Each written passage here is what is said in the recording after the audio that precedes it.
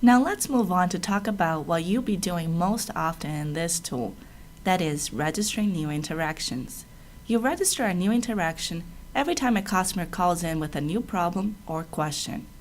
Begin by clicking on the Interaction menu on the left-hand side of the screen and click Register New Interaction. You'll notice a new tab will open in the tab bar at the top of the screen. Under Interaction Details, the Reported By field indicates how the customer is contacting you. For most of the interactions you create, it will be by call, but as you can see, there are other options including email, walk-up, self, external system, or other. If the customer is calling in behalf of his or herself, the Calling For field should be set to self. If the call is in behalf of another individual, you can indicate it by selecting Other Individual or Organization if the customer is calling in behalf of a ward, stake, or other church unit. If you select Other Individual or Organization, the caller customer areas separate, allowing you to enter the information for both the customer and the caller. For this example, I'll just say the customer is calling on behalf of himself. Look up the customer's information by typing in their LDS account into the account name field and clicking on the Fill button. We found you can also tab over twice and hit Enter as a shortcut. If you don't know the customer's LDS account or unit information, leave the field blank and click the Fill button to perform a search. You can search based on any of the fields shown here.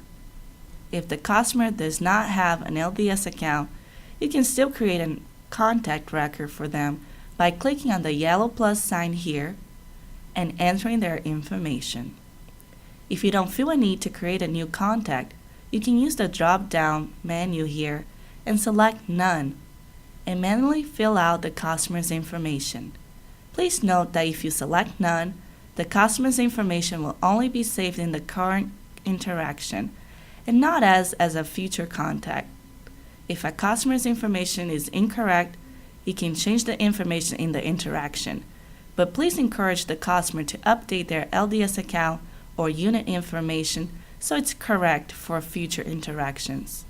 Once you gather all the customer's information, you can then begin to type a brief description of the issue and add in more details in the field below. Once you enter in a brief description, you can click on the magnifying glass to the left to perform a search in the knowledge base. We'll come back to the knowledge base in a later section, but for now, just take note that it's there. After you documented the issue, you classify the interaction by first clicking on the Fill button next to Category. Select the appropriate category.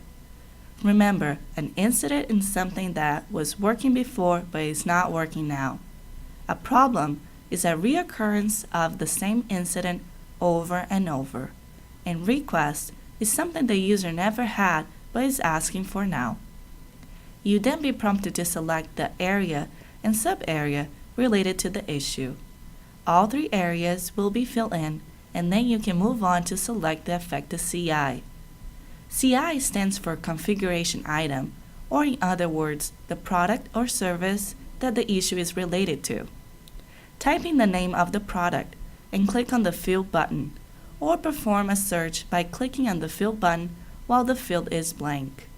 If no CI can be found, simply check the box for No CI Found and manually type in the product or service name. You'll also notice this checkbox for Customer Workstation.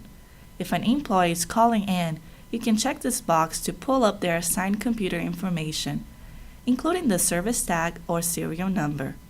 This will be helpful if escalating hardware-related issues. If you're able to resolve the issue, fill out the resolution field with a summary of what was done and the appropriate resolution code. You can increase the unit count if necessary, and when you're done, simply click on Close Interaction to resolve the issue.